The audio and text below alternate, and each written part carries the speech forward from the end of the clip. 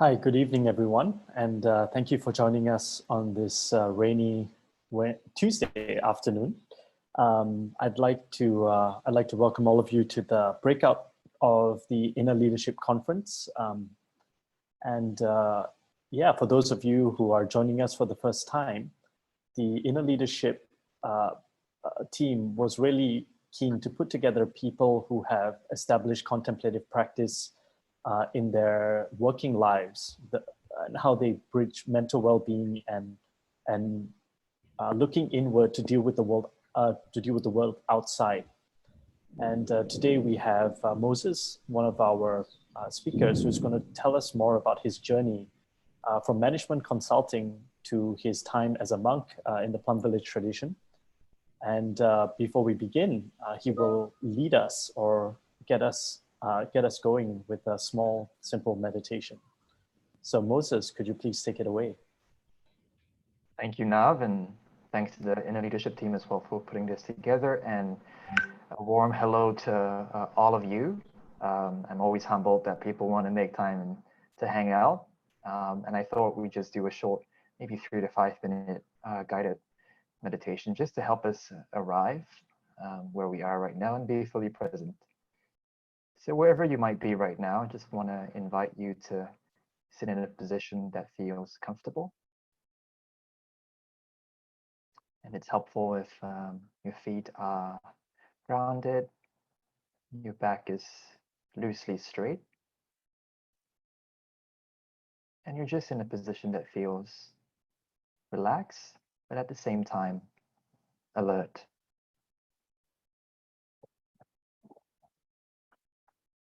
And if you like, you can also close your eyes, or you can keep them slightly open. And the first thing you want to do is just to check in with your body.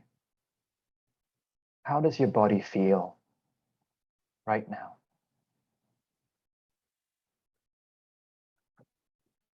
And whatever comes up, just notice without any judgment, without pushing away or hanging on to it. Just notice how you're feeling in your body.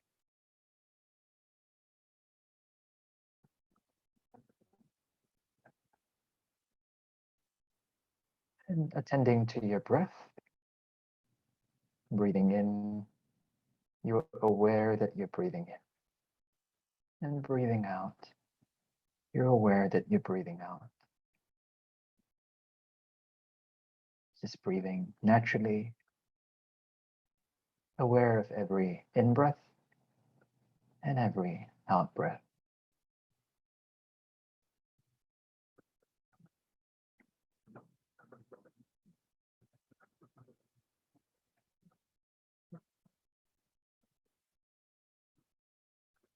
And as you breathe out, just allow relaxation to naturally occur.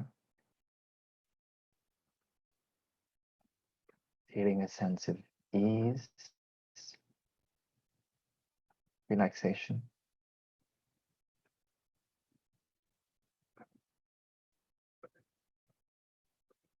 And as you breathe in, giving rise naturally to a sense of clarity. In-breath, clarity. Out-breath, relaxation.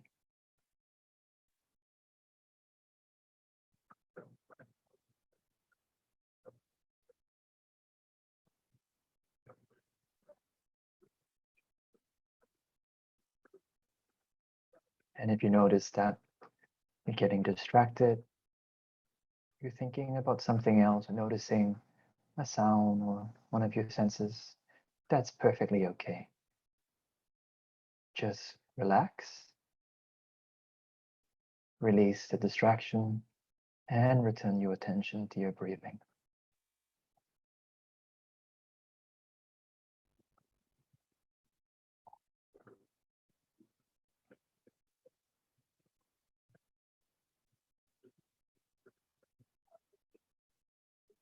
And from this place of stillness, relaxation, clarity, releasing your focus on your breath and just resting.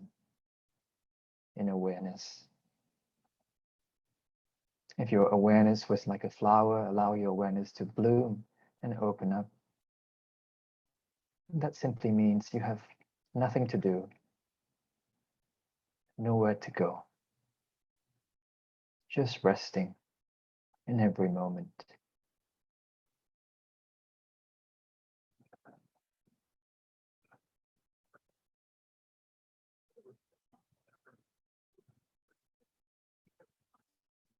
And if thoughts, distractions arise, that's very, very human.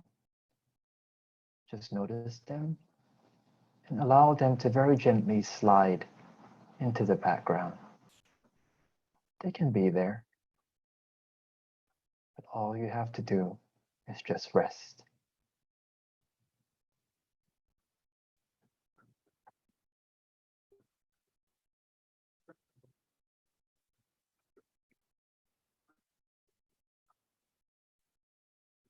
And now, without formally ending this practice, just opening your eyes, becoming aware of your physical space, your digital space, and bringing this greater sense of relaxation and ease to our time together today.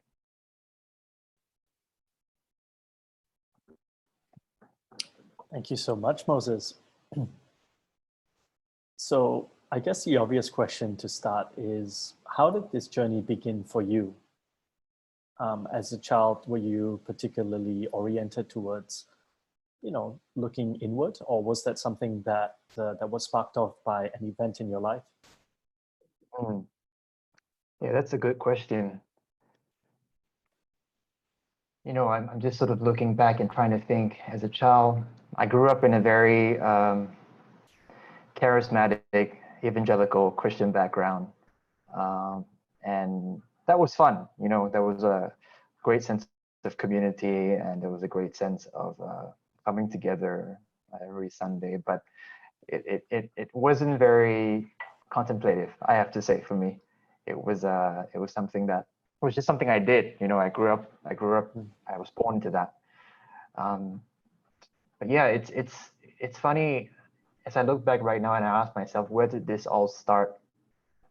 I have to say that I probably got some of it from my dad. My dad and mom ran a business together. Ultimately, the business didn't work out. It used to be very successful in the 80s, a shipping business. They got a divorce. But my dad was always kind of very interested in prayer, very interested in, what was beyond, basically. So now that I look back, I think I got that sort of itch from him, if you put it that way. But I think probably the trigger, the catalyst that sort of sparked it all off, I guess, it wasn't easy growing up for me. I was the eldest of 3 kids, and my parents were, running a business, and family and business, if you're in one, you would know, often mix, lots of fights, and being the eldest, I had to intervene. And ultimately, for both their benefit, it didn't work out. And I think, in a way, that probably was a spark of getting me to reflect on, what sort of life do I want to lead, and how do I want to live every day? It sounds like that suffering was almost a catalyst for something more. Oh, absolutely. There are all these sayings, right? The wound is where the light enters, and one of my favorite ones is from Plum Village, which is the Zen tradition I practice in, which is called "No mud, no lotus." And basically, a lotus cannot grow without mud. You need for there to be some mud, enough mud actually, for the lotus to start to thrive and to bloom eventually. So yeah, I would say, and I think the first time I went to Plum Village, which is a monastery, and they're all over the world, but the closest one to here is Thailand. I think that was the result of me having a breakup. So yeah, more suffering there to add to the equation. When you say mud, I kind of visualize this really fertile soil, just made up of this thick, nutritious but messy, maybe even disgusting kind of material or environment in which a seed can thrive. How how would you describe that process of initial transformation in the mud that you were in? Probably had no idea what the hell I was doing. You know, eventually I found myself in the Catholic tradition, going from the Protestant tradition to the Catholic tradition, and I found a bit more quiet and inwards space there. And yeah, then, you know, that led me to Buddhism, and here I am. So if you ask me, like, looking back at the initial process, I probably had no idea what the hell was going on. I was, yeah, it was just happening. I think the Irish poet and philosopher John O'Donoghue, whom I greatly admire, he's now departed, he talks about what he calls secret work. So work that is happening in the background, you know, it keeps going. The mud keeps building, other conditions, you know, rain, sunshine, and eventually the flower starts to bloom. So it's really hard to sort of pinpoint, you know, when exactly the transformation started happening, what exactly was happening. And the truth is, every day is practice. Every day our cells are dying. Every day we're receiving new information. Every day we have to shift even just a little bit, just to be here. You know, I want to kind of shift the conversation a little bit to your, I guess, earlier output. You know, I know you were an officer in the combat engineers when you're in the army, and you left that to pursue management consulting after your degree. So I guess, could you like set the scene of how this transformation was playing out in your professional life? Yeah, I think the one word that would sort of summarize my pursuit in my young adult life probably was impact. I was very much influenced by the thinking that we have only 80,000 hours on average in our career, and what did I want to do with that? So, you know, being a young person with behind the ears and seeing all the shine to management consulting and seeing the whole pitch that if you wanted to, you know, learn how to solve problems and change the world, this is a good place to start. It pays you well, it's shiny, you build a brand. So yeah, that, and actually, if I even slow down a little bit, actually, when I was still studying, I was pretty sure I was going to go into the nonprofit development sector. The first internship I ever did was for a microfinance bank by the Nobel Peace Prize winner Mohan in Bangladesh. And over there, that was life-changing. I saw many women micro-entrepreneurs who, with a bit of credit and a bit of belief, were able to really start something for themselves. And I thought to myself, what am I, you know, Singapore boy with all this privilege, and what am I doing with my life? So back then I was really sort of thinking, yeah, I should go into the nonprofit or development space. But somewhere along the way, I got sort of caught by the shine of of management consulting in the name of skills building. That's and building in quote unquote career capital. So that was very much the journey early on. But what I quickly came to realize, I was at McKinsey, and great firm, learned a lot, grateful for it. But very quickly, when I was in the firm, I looked around at the most senior level, you know, the senior partners, and not everyone, but I saw a lot of dissatisfaction. You know, you have the more classical overwork, alcoholism, and also I saw things like sexual misconduct. And it got me thinking, if these are the smartest people in the room with Harvard, INSEAD, MBAs, this can't be it. This just cannot be it. And I thought to myself, if I stuck around here for too long, I would start to absorb the nutriments in that space. So that planted the seed of like, is this really it for me? It sounds like some illusions got shattered. Yeah, it's not all that fun at quote unquote the top, you know. And in fact, the more I speak to people who are very senior in positions of great responsibility, not all of them, but many of them, it's not easy actually to be there. Actually, there's a lot of stuff they have to take care of. So even if they're good people, it's not easy being at the top, so to speak. So just to give a bit of acknowledgement to the good people who are also probably in those positions as well. It's not easy either ways. Yeah. So it sounds like, I guess, in that crucible, you were kind of searching for a balm or a tonic, or maybe a remedy of some kind. How did you balance sort of your approach to addressing some of those vices that you observed while you were still in that world? So the first thing I thought to myself is, how do I stay in consulting but do it in a bit more of a human way? So I didn't stay a human consultant. Wow. I know, unheard of, right? Usually with just machines. Yeah, so I didn't stay at McKinsey for too long, but I went boutique quite soon to a smaller firm called Awaken Group, and it was started by an ex-McKinsey person as well, who was trying to humanize consulting. So I found a lot of resonance in what she was trying to do, and I thought, this looks interesting. And so just first and foremost, I guess, I was just trying to shift out of my environment as much as possible. And when I look back at the time when I was at McKinsey, I was checking a big part of myself at the door.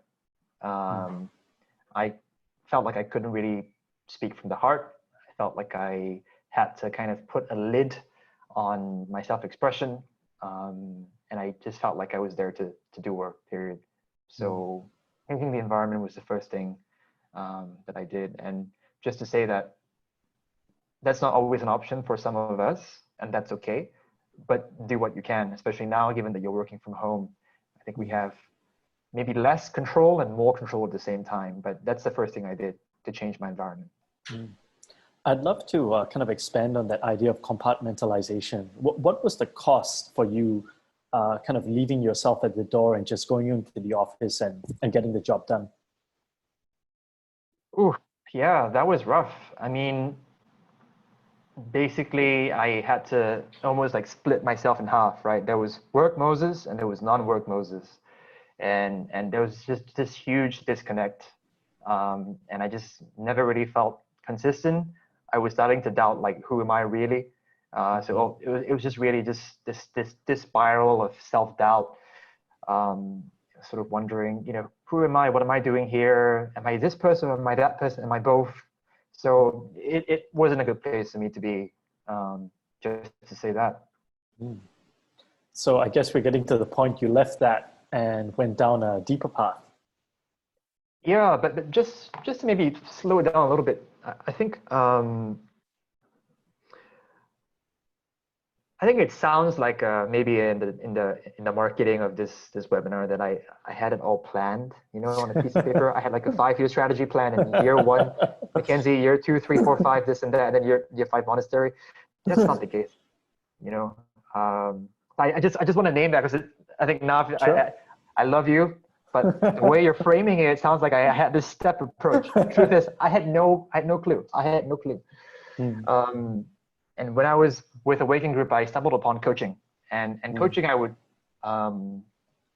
give that a lot of credit for, I think, changing my life in many ways. And I chanced upon it. Just one fine week, 2 people who didn't know each other independently said, "Hey, Moses, have you ever considered exploring coaching? I think you might enjoy it."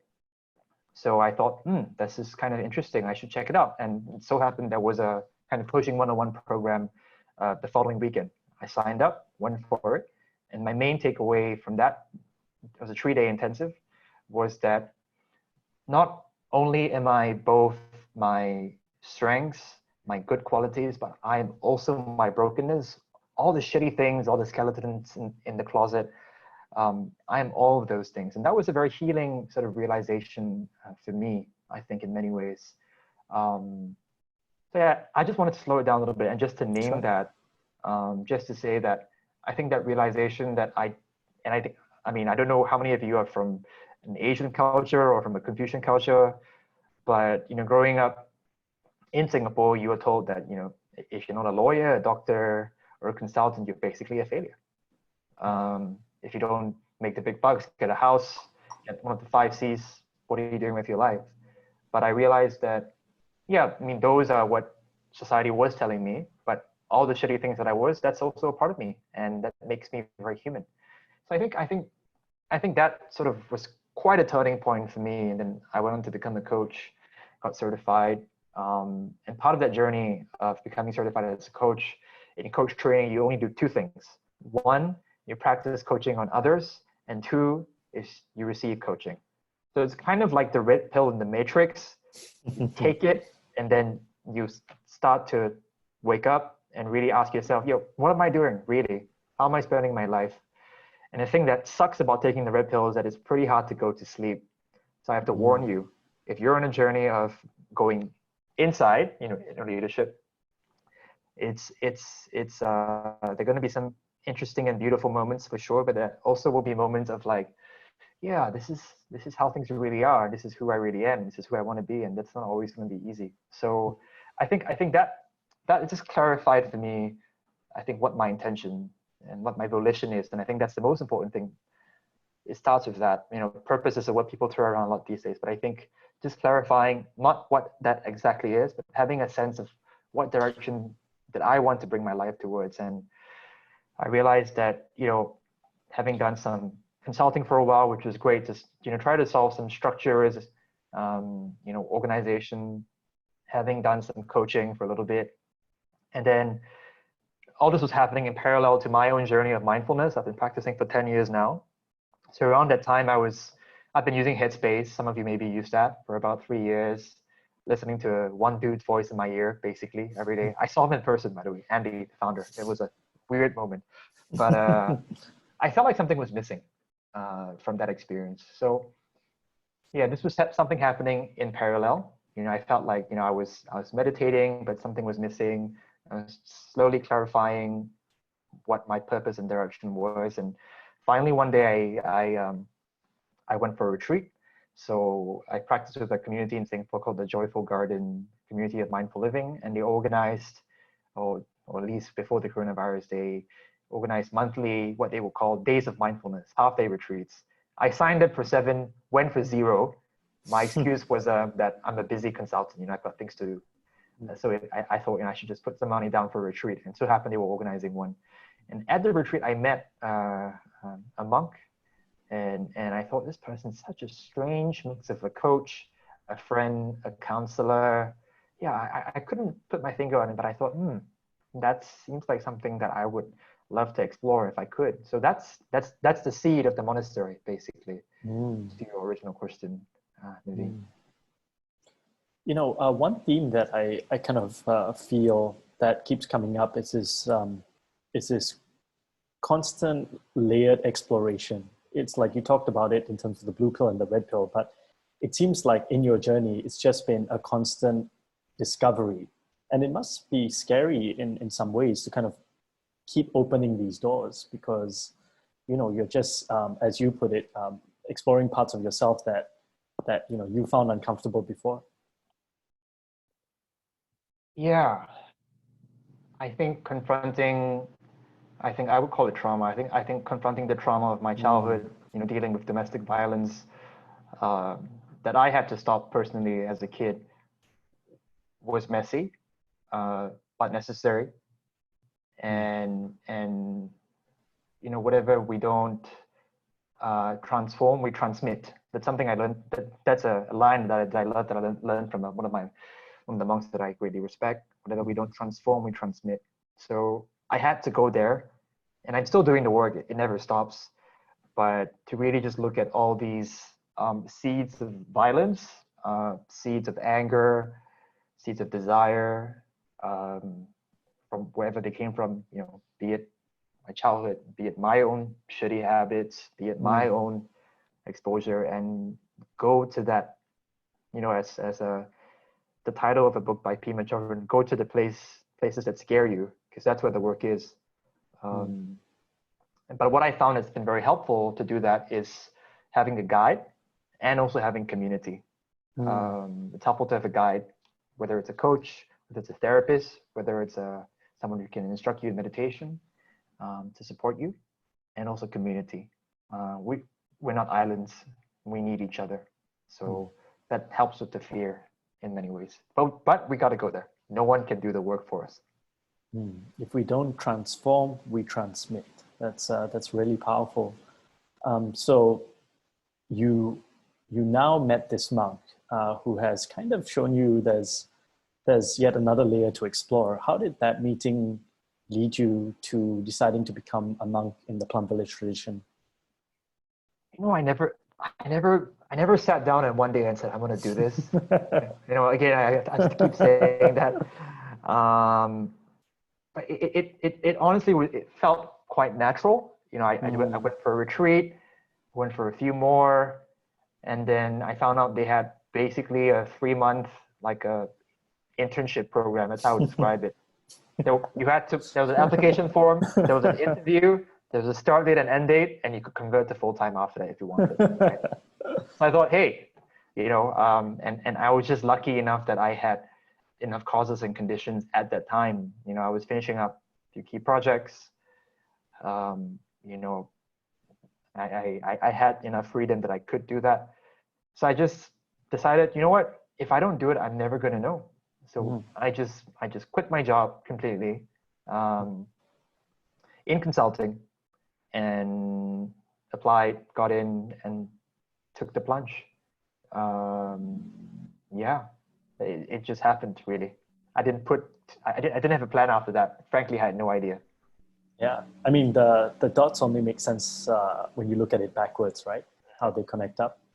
So I'm curious. You know, you talked about how you brought contemplative practice a little bit to kind of heal yourself as you did the work in management consulting. When you were in the monastery, was there? I mean, did the management consulting part of you kind of influence your time there? Oh yeah, absolutely. Or the coaching side, maybe? Oh yeah, absolutely. You know, as consultants and, you know, people in the business world, we want to create value, right? We want to create impact, right? That dirty word, value. So what does that require? Input, right? You need to exert effort. You need to put in the work, right, so to speak.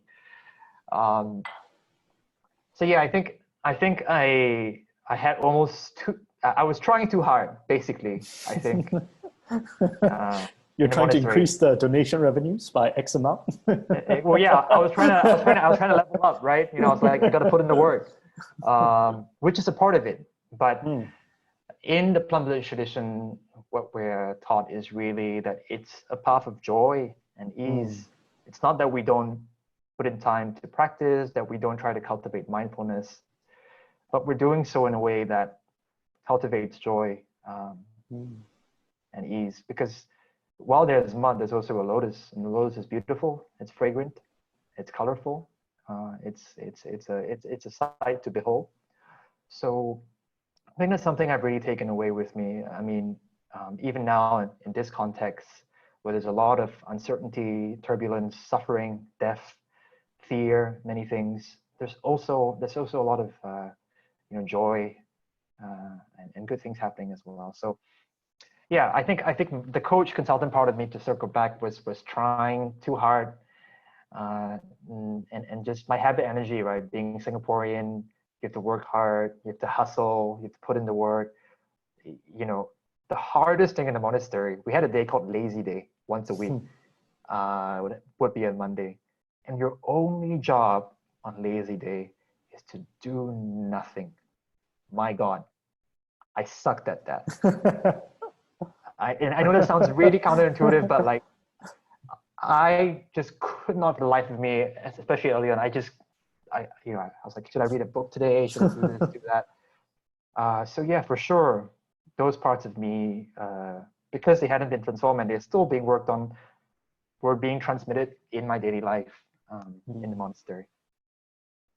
You know, this image of the lotus growing in the mud, kind of really striving and breaking through the surface of the water to become a flower. Could you speak a little bit more to that balance between striving, but also appreciating the beauty at different points of that blooming? Yeah, you know, there are many great teachers who say this differently, and I'm definitely going to, you know, probably butcher what they have shared with me in their own elegant prose and teachings. But how do you know you're making progress on whatever path you might be on, you know, some sort of inner journey? It's at the end of the day, it's very simple. Am I more at peace? Am I more joyful? And if you're sitting like this all the time, eyes closed, like this, you're just kind of doing it, you're feeling more tight, more frustrated, more angry, then what's the point? So I think it's bringing, yes, the diligence. You got to put in the work. You have to go to the gym to train yourself on the inside, but you also want to cultivate a sense of ease and relaxation, almost effortless. And it sounds like an oxymoron, but what might relaxed diligence look like for you? And I have my own flavor of that, but it's something each of us have to discover and continually rediscover, because most of our lives, at least for me, I tend to jump between extremes. I go for retreat, come back, or the weekend is here, great, 2 days doing nothing, and then 5 days of intensity, right? So it's really coming to the middle and finding that nice balance between relaxation, joy, appreciation, at the same time also, diligence, commitment, and then it's a constant calibration.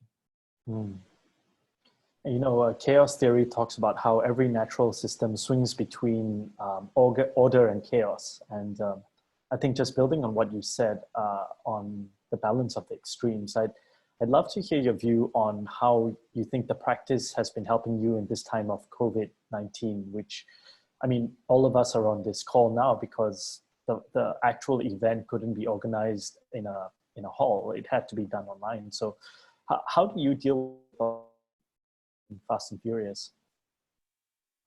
Yeah, even Naveen, as you said, the word COVID-19, I kind of felt my heart kind of sinking. I mean, just to be perfectly honest, and that was like a very physical reaction. So these are not easy times. But in the words of Thich Nhat Hanh, the Zen master that was one of my teachers, peace in oneself, peace in the world. When the world is in chaos, when our lives are uncertain, when we are at risk, our loved ones are at risk, other people are at risk, amongst many other things happening. If we want to first help ourselves, we need to come home to ourselves and cultivate, a sense of resilience, and even ease. How do you ease into this difficult time? And then and only then, and I think the airlines got it right, you got to put on the mask first for yourself before you put it on for the people. Can you be available for your loved ones, your family, your colleagues? And so for me, practice is a non-negotiable in this time. In fact, all the more needed. I am pretty extreme in this way, but I've delivered 12 webinars in the last 2 weeks in my work supporting organizations in mindfulness. It's almost 10,000 people, I think. And in this last 2 weeks where, we're shifting the work online, we're supporting so many people, I've had to very consciously make it a point to simple things: sleep well, spend the first 2 hours of my day just working on myself, some amount of time doing exercise, some amount of time doing practice, some amount of time reading, just cultivating that inner strength before I am able to offer myself to the world.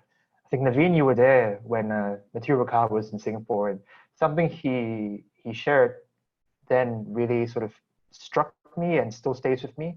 And I think it's relevant to mention it. He spends some amount of time in his hermitage, then some amount of time, actually most amount of the year, going out there teaching, raising funds for charities, doing other things. And someone asked him, Mathieu, how do you do it, right? You're constantly traveling, different time zones. You're not young. How do you do it? And his short answer was, I'm living on borrowed time. The time I spend in my hermitage, on retreat, inner cultivation, that gives me the energy and strength to do what I do. And this is not to say that we should all run away and go on retreat now. No. But look at your life every day and create that. What's that hermitage for you every day? Whether it's 2 minutes, 5 minutes in the morning, or in the middle of the day, that for me has given me really the strength to go on. And so I think the role of practice right now in this time is really, really important. And whatever that might be, whether it's breathing, whether it's yoga, whether it's just even just listening to music, but something that helps you to connect with yourself and to come home to yourself and just let go of the mental chatter that really dominates our minds so much of the day. So before I ask the last question to the audience, I'd just like to encourage you if you have any questions about the talk so far, there's a Q&A box on the program you're using. So if you type in the questions that you may have in your mind, I will try and pick some of them and ask Moses about what his thoughts are. Moses, you talk about this simple cultivation of daily practice. And for someone who's working from home right now, who maybe was working in the office before, but the team has moved online, how would you begin looking at bringing a practice to oneself and then maybe to a team? Yeah, well, the first thing to start with is, what is one thing that you're doing right now that is not serving you? And having done all those webinars, I can tell you what the summary is in general. Watching the news, social media, WhatsApp, worrying. So the first thing, before even doing something else, is to let go of that one thing, whatever that might be for you, and just make it a habit not to do that. So I would start with that. And then I would invite everyone to consider what is one thing that you can do that would really support you in this time. And that's going to be a different answer for everybody. Exercise, meditation, time with family, cooking, learning something new. But if I'm being really, really sort of straight here, everything starts from the mind. Dedicate 5 to 10 minutes every day, and there's so many apps available out there. And just spend 5 to 10 minutes engaging in some sort of mind training for yourself. Neuroscience shows that 10 weeks of 10 minutes a day shows proven brain change in your prefrontal cortex, which is responsible for your executive functioning, your ability to consciously choose what's on your mind, and just be more present to what's good and less present to what doesn't serve you. So that's what I would say for the individual. And I think when it comes to teams, it's all about the culture.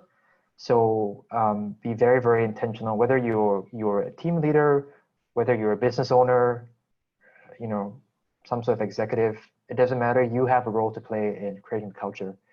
But ask yourself, what sort of culture do I want to create in this time? And something I've seen a lot in the webinars right now I've been supporting is a lot of fear, uncertainty, stress, and other things. So when you communicate with people, communicate with a bit more joy, a bit more ease. And even when you organize online meetings, just give people, take the first minute of your call to get people to just check in with how they're feeling. So it becomes a very human exercise as well. One of the things I've heard from many people, I've working with many organizations, is that having to meet online in this time has cut through all the bullshit. We just have to be really honest with each other, So that's what I would say in terms of working with teams. You don't have to get everyone to meditate for 10 minutes. You could, but it might scare people away, right? So you really just want to be intentional about how you're creating a space that is mindful, that is compassionate, that serves the team. So Moses, Tam has a question, and she's grateful for you sharing your experience. So do you think about how people can benefit from contemplative practices, how people and the world in all areas, business, politics, conservation, can benefit from similar practices? And she has a follow-up to that, which I'll share after you finish the first one. Sure. That's a really, really wonderful question. And there's a wonderful professor called Otto Scharmer from MIT, and he basically summarizes all the issues in the world right now to 3 divides. And the first is the divide between self and nature. So we see ourselves as separate from nature, and this gives rise to things like climate change and even the current coronavirus crisis, wildlife consumption, many other things. The second divide is the divide between self and other. We only care for ourselves and our immediate circles, and this leads to things like income inequality. This leads to things like poverty, refugees, many other things. And the third divide is the divide between self, small letter s, and self, capital letter S. So your inner self, it's kind of a sense of separation, and this leads to things like suicide, depression, many other things. So he says that the blind spot in all of these three things is from what space are we operating from? So the role of contemplation here is to really allow us to connect and be intentional about how we're showing up in the world. And if we show up with just a little bit more mindfulness, with a little bit more compassion and a little bit more selflessness, that already has huge multipliers for the people around us. So just imagine if all 7 billion people in the world right now, if everyone was just 1% more mindful, 1% more compassion, there's a huge multiplier from that. And one of the root words of meditation, depending on where you look, but the one that I like is bhavana, which means cultivation. So contemplation allows us to be intentional about which parts of ourselves are we cultivating. If you think of ourselves as like a field with many different seeds, some are seeds of violence, anger, desire, dysfunction, and other parts of the field are seeds of compassion, mindfulness, presence. Contemplation allows us to be intentional about which seeds are we actually watering. So if collectively we can water the better seeds in ourselves and in the world, I have good faith that the world would be a much better place. And you remind me of the famous Gandhi quote: "The quickest way to change the world is to change the way you see it," which speaks directly to cultivation of the mind. Her follow-up question is, how do you influence balance in an often imbalanced world? Start where you are. Start with yourself. And I know that maybe sounds cliche, everyone's saying that, but if you look at it from a systems theory perspective, we are ultimately a web of deeply interwoven, interconnected systems. And if you look at systems theory, you know that any change in any part of the system impacts every part of the system. So do not underestimate your ability to influence just by the way of showing up, just by a way of engaging with people. So really just start with cultivating balance in yourself, and then connect with other people who are doing the same.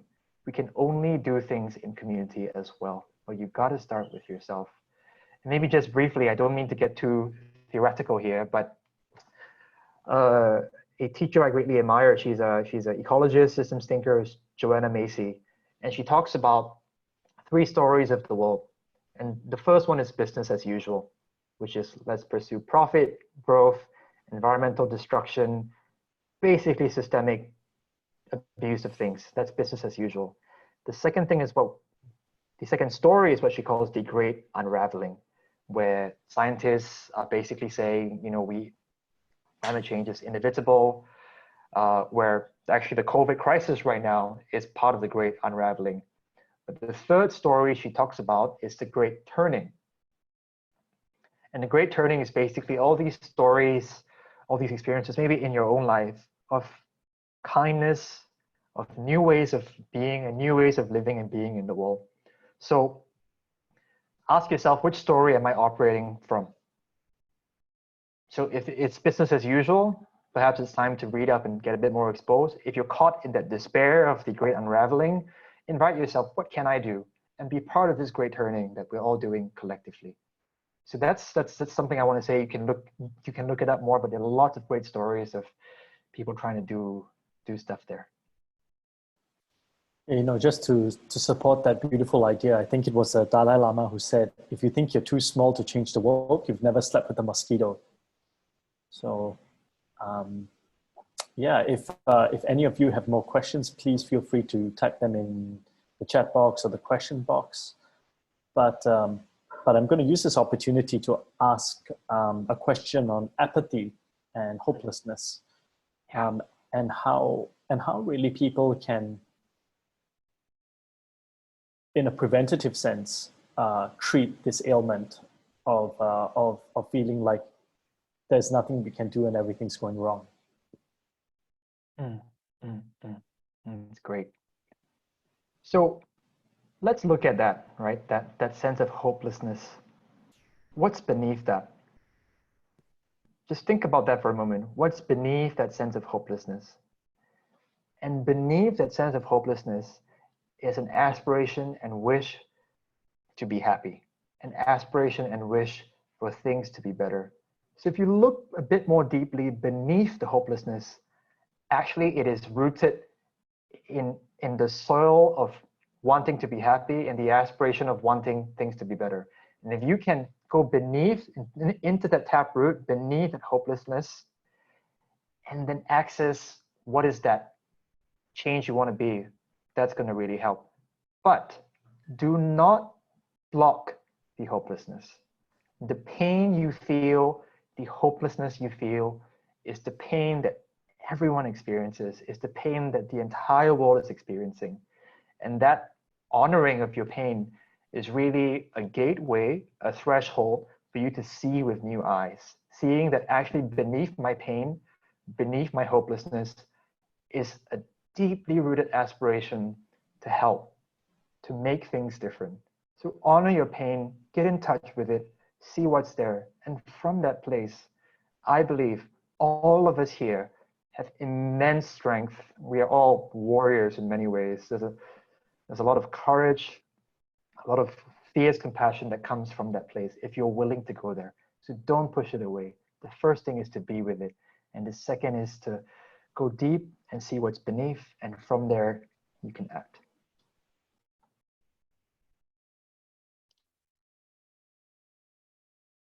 Thank you, Moses. I think you're on mute. Yes. No worries.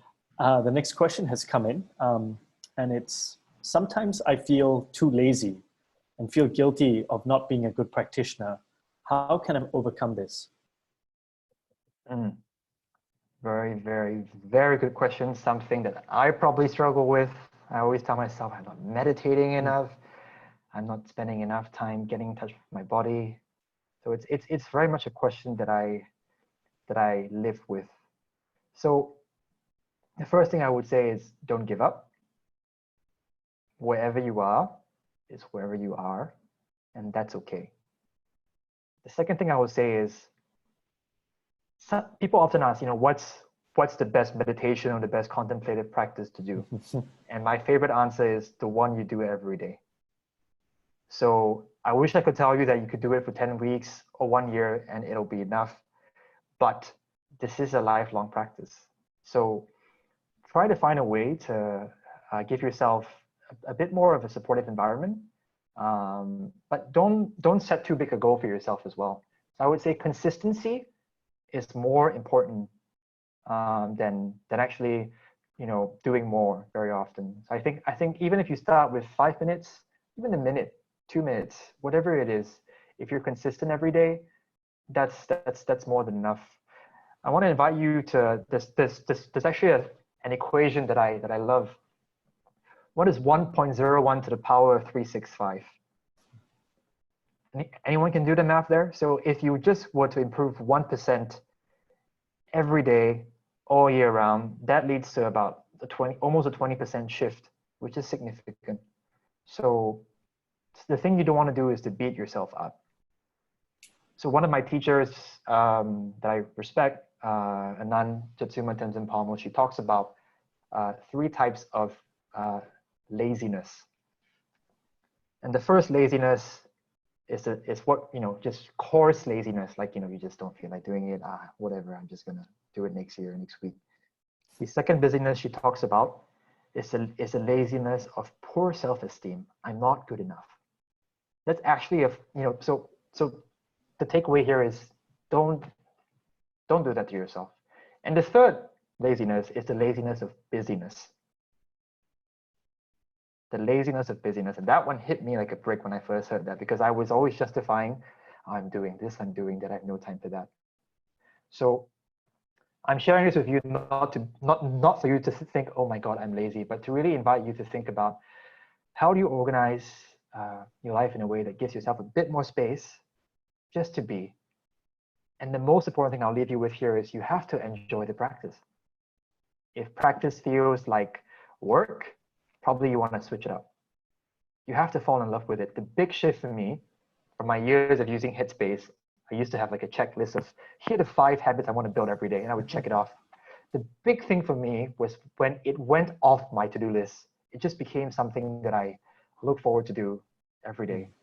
So have fun and enjoy it. And then I think things will go from there. Thank you for that question. Really important question. So I'm going to use that to segue into a teacher whose work you know about as well, Alan Wallace, who talks about conation and the importance of developing cognitive intelligence, as he puts it. Do you mind sharing what that is and what your thoughts are on that?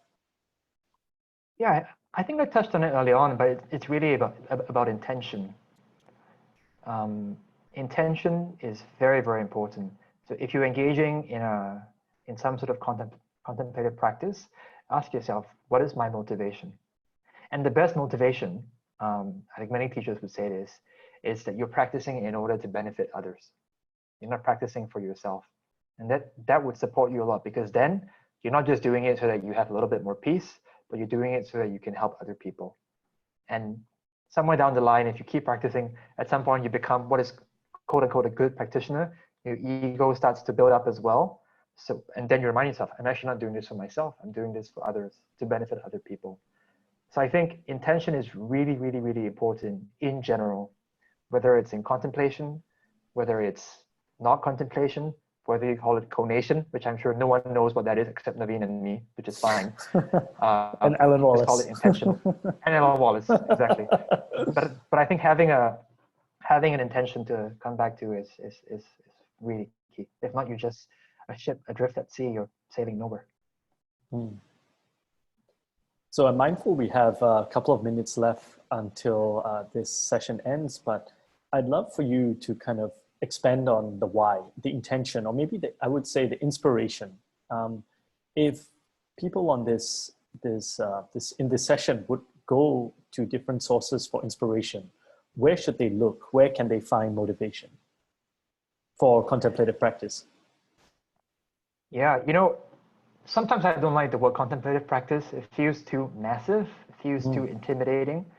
But I would invite you to reflect on where are sources of inspiration, people who are loving, people who are kind and wise. Someone once said, it's better to have shitty meditation and good character versus good meditation and shitty character. So the first thing I would invite you to say is just reflect on who are the people in your life that are just, beacons or maybe just inspirations of love, and just look to that. That's the starting point. But to answer Nav's question more directly, contemplation itself, yeah, I think just get started. Try it out. Don't look outside. Just try it out. 5-10 minutes a day, see for yourself what the impact is. And if anything, if it doesn't work, then change it or don't do it. You don't lose that much. And if you do need inspiration, there's so many people out there in the world. I mean, there is the Dalai Lama, whom I greatly respect.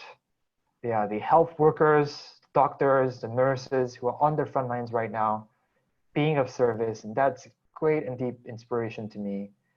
The Pope, if that's your spiritual orientation, gave a beautiful Easter kind of talk recently. All kinds of people. So you don't have to look very far, but ultimately I invite you to look at yourself. Beneath your fear, anxiety, is the wish for all beings, including yourself, to be happy.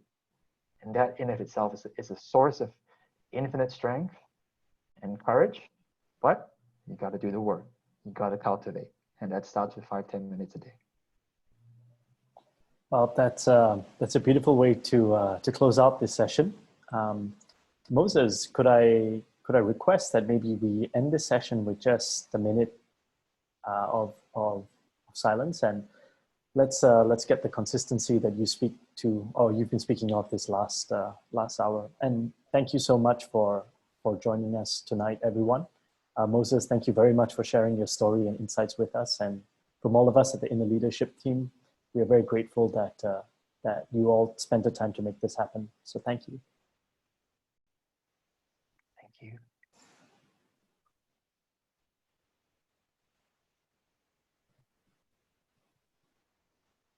And just in this minute, if you want to think of people that you love or anyone who's suffering in the world, you can just think of them and hold them in your thoughts as you enjoy a minute before you transition to your next activity.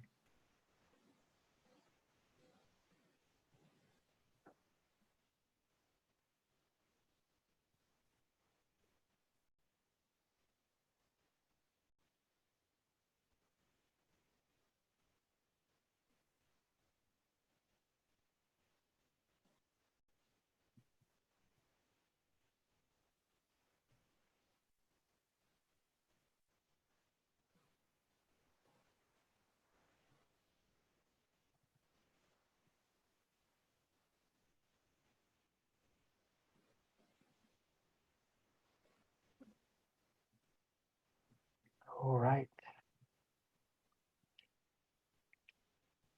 Thank you all again. Thanks, everyone. Good night.